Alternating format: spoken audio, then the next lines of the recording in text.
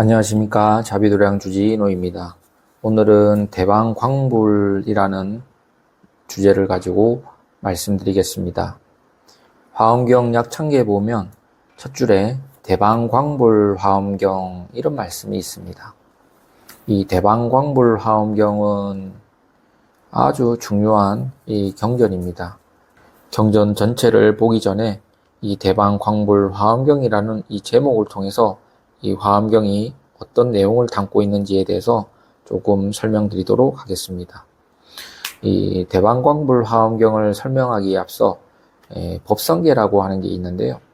이 법성계라는 게 뭐냐 하면 이 대방광불 화엄경에 대한 내용을 그 순 내용을 따서 그 내용만 추려서 노래로 만든 것을 법성계다 이렇게 얘기를 합니다. 그래서 이 법성계를 잘 이해를 하면 또 대방광불 화엄경에 대해서 어느 정도 이해를 할 수가 있습니다. 그러면 법성계라는 게 뭐냐 이거에 대해서 좀 설명을 드리도록 하겠습니다. 이 법성계는 신라시대의 의상스님께서 저수를 하셨습니다. 신라시대의 대표적인 학승으로 원효스님이 있고 또 의상스님이 계신데요. 의상스님께서 출가를 하셔서 한 10년 동안 신라에서 열심히 공부를 하셨습니다. 그러다가 중국 당나라 시대 때 화엄경이 하도 유행을 하고 많은 스님들이 이 화엄경을 배우기 위해서 중국으로 유학을 갔습니다. 의상스님이 유학을 갈 때 중국에서 무슨 일이 있었냐 하면 중국에 지상사라는 절이 있었는데 거기에 큰 스님이 계셨습니다. 지엄스님이라는 큰 스님이 계셨는데 그 스님이 꿈을 꿔요. 꿈을 꾸는데 우리나라에서 이 해동이면 우리나라를 지금 현재 우리나라를 말하는 거죠. 우리나라를 말하는데 우리나라에서 해동에서 큰 나무가 자라서 그 가지가 어디까지 여기 지장사까지 덮었다 이런 꿈을 꿉니다. 그래서 지엄스님이 꿈을 깨고 동쪽에서 귀한 손님이 오시겠구나 이렇게 말을 하고 기다리고 있는데 시간이 지나 의상스님이 실제로 여기 지상사에 지엄스님이 계신 지상사에 오셨습니다. 그래서 의상스님은 지상사에서 지엄스님을 스승으로 모시고 7년간 열심히 공부를 합니다. 화엄 공부를 하는데 의상스님이 어느 날 꿈을 꿉니다. 어떤 꿈을 꾸냐 하면 천인이 나타나요. 천인이 노인의 모습으로 나타나서 이런 말을 합니다. 너는 깨달음을 얻었으니까 그 깨달음을 중생을 위해서 펼쳐라. 깨달음을 펼쳐라. 지금 그 깨달음을 펼칠 때가 왔다. 이렇게 꿈에서 그 천인이 수기를 줍니다. 그 천인은 누구냐 하면 화엄경에서 항상 스님들을 제도할 때 나오는 문수보살입니다. 문수보살이 노인의 모습으로 나타나서 의상스님에게 그러한 꿈을 계시를 했습니다. 그 다음에 또 의상스님이 꿈을 꾸는데 이번에는 선제동자가 나타나서 약을 지어줍니다. 약을 지어주고 세 번째 또 꿈을 꾸는데 청이동자라는 동자가 나타나서 이 청이동자는 푸른 옷을 입고 있는 동자인데요. 그 동자가 나타나서 아주 비밀스러운 말을 해줍니다. 어떤 말이냐면 대사님께서 깨달은 화엄경의 내용을 한번 적어보십시오. 이렇게 비밀스러운 말씀을 해주고 사라집니다. 그래서 의상스님이 그런 꿈을 꾸고 나서 참 신기하잖아요. 우리도 보통 꿈을 꾸고 나면 꿈을 꾸고 신기한 것이 있으면 스님들한테 가서 물어보지 않습니까? 의상스님도 지엄스님한테 가서 물어봅니다. 제가 이러이러한 꿈을 꾸었는데 이게 무슨 뜻입니까? 라고 하니까 지엄스님이 너는 화엄경의 도리를 다 깨달았으니 그 화엄경의 도리를 잘 정리해서 중생들에게 펼칠 때가 왔노라. 그러면서 화엄경을 노래로 개송으로 한번 지어라. 이렇게 말을 했습니다. 그 말을 듣고 의상스님이 그때부터 화엄경을 다시 정리를 해서 대략 한 10권 정도로 화엄경을 정리를 합니다. 그것을 들고 지엄스님께 찾아가니까 지엄스님이 보니까 그 내용도 좀 부족하고 너무 많다. 그래서 이것을 태우라고 그랬습니다. 그러니까 의상스님이 열심히 정리를 해서 가져갔는데 10권이나 되는 경을 가지고 가져갔는데 태우라고 하니 좀 많이 섭섭했죠. 태우면서 이렇게 마음을 냅니다. 아, 부처님, 제가 이 경을 태우는데 나에게 화엄경의 큰 뜻이 될 만한 내용이 어떤 것인지 좀 전해주시면 좋겠습니다. 이렇게 마음을 먹고 그 경을 태웁니다. 그런데 다 태우고 나니까, 다 태우고 재를 보니까 거기에 210개의 글자가 남아있는 겁니다. 그래서 210자가 남아있는데 그것도 다시 한번 태워봤거든요. 근데 그 210자는 타지 않았습니다. 아, 그래서 의상스님이 여기에서 이 글자가 바로 부처님께서 나에게 주시는 그러한 화엄경의 대의구나 이렇게 생각을 하고 그 글자를 모아서 개송을 짓기를 시작합니다. 그 글자를 가지고 약 90일 동안 밤낮으로 연구를 해서 개송을 지었는데요. 그 다음에 그 개송을 가지고 법성도라는 그림을 만들었습니다.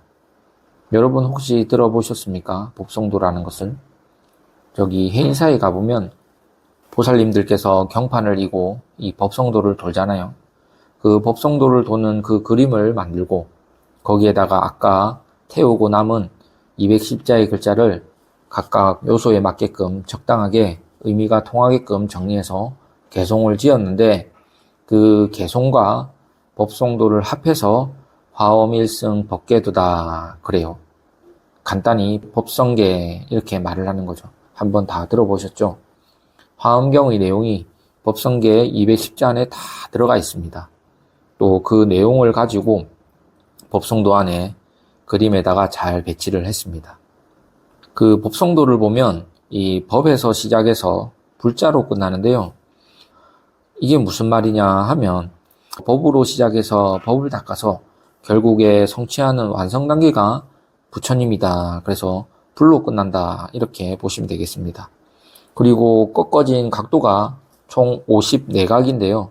그 54각은 53선지식에다가 부처를 합한 겁니다.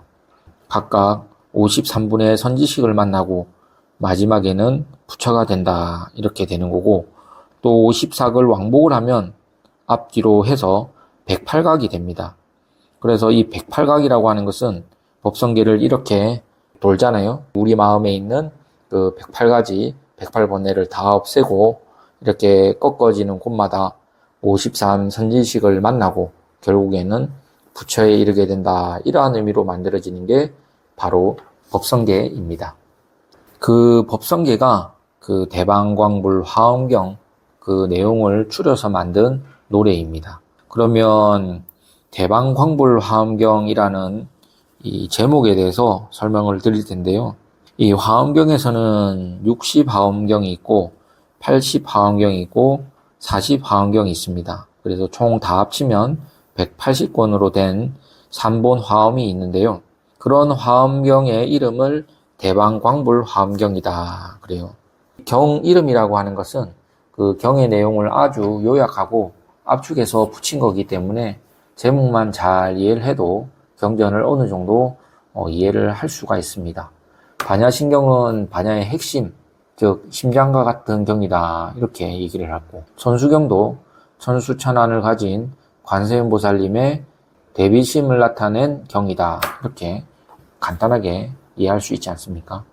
그렇기 때문에 대방광불 화엄경이라는 제목도 여기에는 180권이나 되는 내용이 다 설명되어져 있고 또 부처님의 가르침이 있다 이렇게 보시면 되겠습니다. 그러면 대방광불 화엄이라는 게 뭐냐? 대불, 방불, 광불이 있다 그래요. 이걸 해석하기로 대라고 하는 것은 전체 이렇게 설명을 합니다. 대는 전체다 그래요. 그 다음에 방이라고 하는 것은 그 전체 속에 나타나는 부분이다 그래요. 독립되어 있는 거. 전체 속에 하나하나 분리되어 있고 홀로 떨어져 있는 것을 말합니다. 그거를 방이다 그래요. 그래서 전체 속의 부분 그걸 방이라 그러고 광은 뭐냐 하면 그 전체 속에 하나하나가 독립되어 있는데 그 하나하나가 독립되어 있는 것이 홀로 떨어져 있지만은 그게 서로 응용이 돼서 많은 작용을 일으킨다고 해서 광이다 그래요. 그래서 광은 작용이다 라고 말합니다. 그래서 방이라고 하는 것은 하나하나 모습이 떨어져 있는 형상과 같다고 해서 다른 말로 상이다 이렇게도 얘기를 합니다. 상. 그리고 상이 있는데 그 상의 모양이 다 다르지 않습니까? 물 모양도 다르고 돌 모양도 다르고 사람 모양도 다르고 그래서 상이 방인데 상이 하나하나가 떨어져 있는 그 상들이 서로 어울려서 작용을 합니다. 그거를 광이다 그래요. 그래서 작용이라는 용자를 써서 광은 용이다 그러는데 좀 내용이 좀 어렵죠. 그래서 정리를 하면 대방광이다 라는 것은 전체 최상용이다 이렇게도 얘기를 합니다. 대방광은 바로 최상용이다 그래요. 자비도량을 예로 들면 대라고 하는 것은 전체 자비도량을 비유로 할 수 있습니다. 자비도량을 대로 비유할 수 있습니다. 그 자비도량에는 스님도 있고 보살님도 있고 또 법당도 있고 공양간도 있어요. 각각 모양이 다르지만은 각각 따로따로 존재를 합니다. 그런데 이 스님이 있고 보살님들이 있고 그 다음에 여러 가지 물품들이 있는데 그러한 것들이 서로 작용을 해요. 서로 어울려서 하나의 큰 자비도량이 움직입니다. 그게 바로 대방광이다 그래요. 쉬운 비유로 말하면 이 대라고 하는 것은 땅덩어리 전체를 대라고 합니다. 그러면 두 번째 방이라고 하는 것은 그 땅덩어리 전체에 여러 가지가 많이 있죠. 돌도 있고 사람도 있고 물도 있고 불도 있고 그 여러 가지가 각각 모습을 가지고 있습니다. 그거를 방이다 그러고 마지막에 광이라고 하는 것은 그 땅덩어리에 여러 가지 모양은 달라도 이것들이 서로 연결되어 있어서 땅이 흙이 없으면 안 되고 또 물이 없어도 안 되고 불이 없어도 안 되는 거죠. 그래서 이 흙과 물과 불이 서로서로 어울려서 여러 가지 작용을 일으켜서 끝없이 광대무변하게 일어나는 것을 광이다 그래요. 그러면 왜 대방광을 이야기를 하냐 하면 그 다음에 나오는 글자가 뭐죠? 이 부처불입니다. 부처님이 있는데 화엄경에서 말씀하신 부처님이 있습니다. 그 부처님 중에 전체에 해당하는 대불이 있습니다. 대불. 또 부처님이 있는데 그 전체 중에 하나하나 홀로 있는 부처님이 있어요. 그게 방불입니다. 그러니까 전체 땅덩어리와 같은 부처가 있고 돌이면 돌, 사람이면 사람, 물이면 물, 불이면 불로 나타나는 부처가 있고 그게 바로 방불이죠. 그런데 이러한 방불이 서로 협력을 해서 큰 것도 되고 적은 것도 되고 이쪽에 가서 작용을 하고 저쪽에 가서 작용을 하는 그러한 광불이 있습니다. 이것을 대방광불이다 이렇게 정리를 할 수 있습니다.